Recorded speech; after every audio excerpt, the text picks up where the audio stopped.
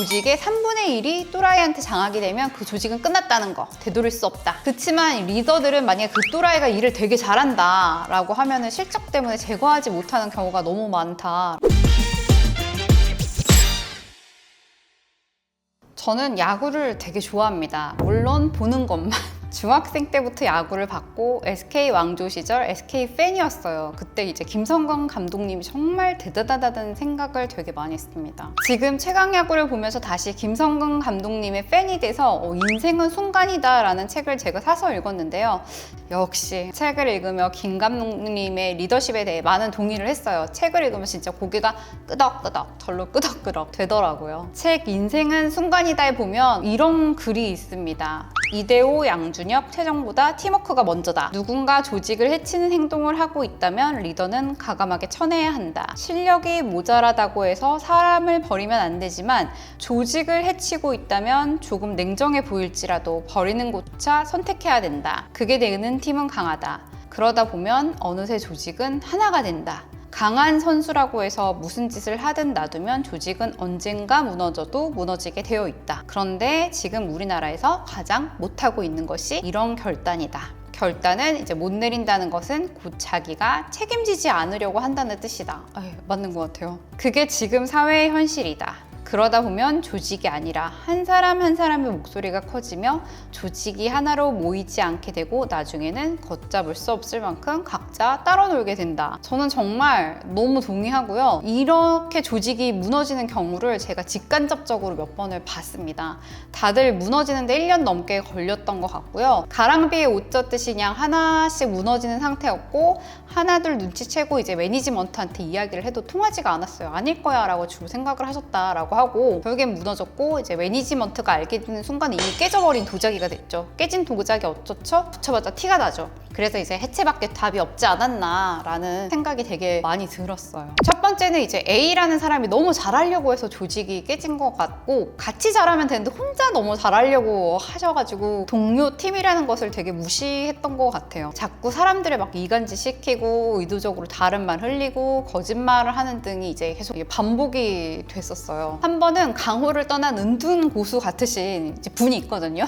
산전수전 다 겪으신 부장님이 임원실 다녀오더니 저한테 이제 당했어! 라고 이제 말씀을 하시더라고요. 전달받은 적이 없는 아젠다에 대한 이야기가 있었고 당연히 전달 못 받았으니까 준비도 없었고 미팅에 참여했고 이제 임원이 물었을 때 준비된 이야기를 A만 이제 할 수 있었다고 하더라고요. 그 이제 부장님이 저한테 이간질이고 거짓말이고 그 진흙탕에 끼어들지 말라 그랬거든요. 왜냐면 그들은 진흙탕에 저를 끌어들여서 같이 이제 그 밑에서 싸우고 싶어 하는 거니까 절대 휘둘리지 마 라고 막 이렇게 했던 분인데 그분이 갔다 왔더니 당했어 하니까 저 너무 웃긴 거예요. 근데 그랬던 그분마저 이런 말 하니까 정말 이제 깨지겠구나 싶기도 했고 결국 이제 직책다 두 분 퇴사하고 조직은 완전 공중분해 되었어요. 두 번째는 B라는 사람이 조직에 밍글되지 못하고 혼자 일을 했다고 하더라고요. 밍글되기 싫었던 건지 안 되는 것인지는 뭐 잘 모르겠고요. 그런데 조직장이 있는데도 이제 조직장이랑 얘기 안 하고 대표랑만 이제 커뮤니케이션을 하면서 일을 진행했고 조직장이 컴플레인을 대표한테 했지만 이제 대표는 그 B라는 사람 그냥 조직에서 분리해서 일을 한번 시켜보는 게 어떠냐라고 얘기를 했고 대표 말에 의하면 예전 회사에서 일을 굉장히 잘하시던 분이 있었는데 그분이 조직 생활을 못 하시는 분이셔서 혼자 이제 일을 할 수 있도록 세팅을 해줬더니 퍼포먼스가 너무 달라더라. 그래서 그 구조로 만들었다라고 하더라고요. 근데 혼자 못하니까 이제 C라는 사람도 배치를 했고 그런데 이제 B라는 사람이 조직에 대한 매니지먼트나 이런 게 별로 관심이 없는지 어쨌든 민글이 잘 안 되는 상황에 그런 걸 맡으니까 결국에는 B는 조직 관리를 하지 않았고 그래서 근태 관리가 되지 않아서 고객이 이제 찾는데 모두 오프인 경우가 있어가지고 막 대표가 팔로우하는 상황도 발생을 했었다고 하더라고요. 또 그 C라는 사람은 이틀간 아예 잠수를 탄 적도 있고 그래서 이제 다른 동료가 이제 엔드데이트를 맞추기 위해서 주말에 그 일들을 메이크업 해야 되는 경우도 있었다고 합니다. 이것은 정말 동료에 대한 예의가 아니죠. 결국 B와 C 모두 퇴사를 했다고 하고 그냥 퇴사도 아니고 다니고 있는 동안 주니어한테 회사가 망할 것 같다, 뭐 우리 회사 돈이 얼마 남았다, 나는 어디에 이력서 썼는데 너희는 뭐 하고 있니, 뭐 이런 이야기를 계속 뭐 하고 다녔다고 하더라고요. 제가 또라이 제로 법칙이라는 책을 봤는데요. 또라이 법칙, 제로 법칙, 스탠퍼드 대학교의 로버트 서튼 교수가 제안한 개념으로 처음에는 하버드 비즈니스 리뷰에 실린 에세이를 통해 알려졌다. 저도 HRB 보고 이걸 알았고요. 이후 책으로 출간됐다고 하더라고요. 이 법칙은 직장 내에서 독성 있는 행동을 보이는 사람들, 이런 사람들을 또라이라고 여기서는 명명을 하고 있어요. 그런 사람들을 식별하고 제거함으로써 조직 문화를 개선하고 업무 환경을 건강하게 유지하는 데 초점을 맞추고 있다라고 되어 있습니다. 책 보시는 것도 좋을 것 같고 저는 하버드 비즈니스 리뷰도 되게 괜찮았어요. 주요 내용으로는 직장 내 영향. 서튼 교수는 직장 내에서 무례하고 공격적인 행동을 지속적으로 보이는 사람들이 조직의 사기와 생산성에 큰 해를 끼친다고 주장을 하더라고요. 맞죠? 이러한 사람들로 인해서 유능한 직원들이 회사를 떠나기도 하고 결과적으로 회사 전체의 성과에 부정적인 영향을 미칩니다. 식별 방법이 그럼 어떻게 되냐? 또라이는 주로 타인을 깎아내리거나 무례한 언행을 일삼는 사람들이에요. 이들은 종종 이제 비꼬는 농담하거나 막 가벼운 조롱을 통해서 상대를 모욕하는 경우가 되게 많습니다. 저는 이해되지 않았던 경우가 뭐냐면 일을 할 때 일에 욕을 섞어서 얘기를 하더라고요. 근데 본인이 그냥 그런 사람이니까 이해해달라고 하는 게 저는 이해가 안 됐어요, 일단. 그래서 이제 여자들이랑 일하는 게 불편하다는 얘기도 하시더라고요. 그분은 자기가 욕을 섞어서 일하는 사람인데 여자분들은 그거에 대해 상처를 받는다라는 이야기, 말도 안 되는 이야기죠. 서튼 교수는 이런 행동을 하는 사람들을 식별하고 제때 조치하는 것,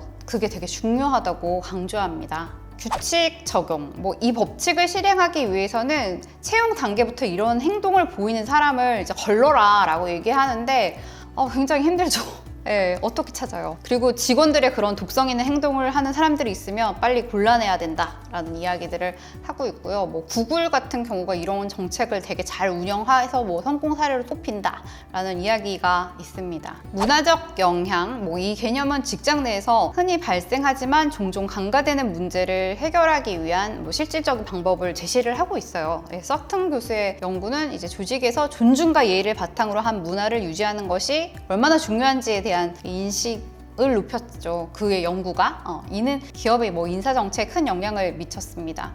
사실 문화라는 게 만들지는 못해요. 만드는 게 아니고 쌓이는 거라고 생각하거든요. 근데 규칙을 잘 만들어서 그거를 지키면서 쌓아가는 그런 게 돼야 되지 않을까라는 생각이 드네요. 또라이 제로 법칙은 단순히 부정적인 행동을 없애는 것을 넘어서 이제 전체적인 조직 문화의 성과를 향상시키기 위해서 예의와 존중이 기본이 되는 이제 직장 환경을 조성하는 데 목적이 있습니다. 이 법칙에 대한 자세한 내용은 책 또라이 제로 법칙 No Asshole Rule 또는 HBR에서 참고하시기 바랍니다. 한번 되게 짧은 아티클이니까 읽어보시는 거 저는 완전 추천드려요. 또라이 제로 법칙에서 제가 인상 깊었던 두 가지가 있었는데 첫 번째는 또라이가 전염성이 강하다는 거.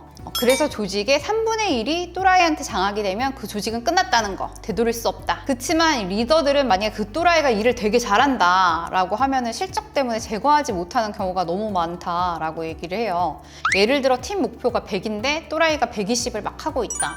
그러면 리더는 보통 가만히 둔다. 근데 책에 나와 있는 사례 보면 그래도 제거해야 된다. 그리고 정말 제거를 했더니 팀 평균이 뭐 100 이상으로 올라갔다는 이야기가 있어요. 알고 봤더니 또라이가 다른 팀원들의 생산성을 갉아먹어서 100을 할 수 있는 사람을 60으로 이제 만들어 놨던 거죠. 그러다 보니 또라이가 제거되니까 필요 없는 곳에 에너지를 쏟지 않아도 되고 팀워크가 생기면서 조직력이 생기니까 퍼포먼스가 훨씬 향상될 수 있었다고 말하는 거거든요. 그렇기 때문에 있을 때는 과감하게 제거를 해야 된다. 혹시 이런 상태에 놓여 있지는 않으신가요? 또라이가? 일 잘하는 또라이는 돈 주고 사는 거라고 얘기를 하더라고요. 그것도 잠깐. 회사가 이제 지속 가능하려면 길게 두는 건 아닌 것 같다라는 얘기를 많이들 하고요. 김성근 감독님의 글을 다시 한번 볼까요? 결단을 못 내린다는 것은 곧 자기가 책임지지 않으려고 한다는 뜻이다. 그러다 보면 조직이 아니라 한 사람 한 사람의 목소리가 커지며 조직이 하나로 모이지 않게 되고 나중에는 걷잡을 수 없이 따로 놀게 된다. 그런 것 같아요. 네.